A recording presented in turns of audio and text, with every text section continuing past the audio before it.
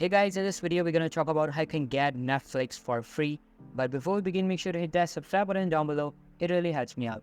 So first of all, open up your any type of browser you want and search for Netflix free trial.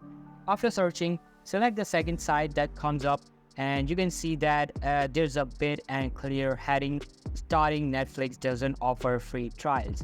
Inside the site, there is some text what states Netflix doesn't offer any free trial, but user had the freedom to change or cancel their subscription at any time if you think Netflix isn't for you.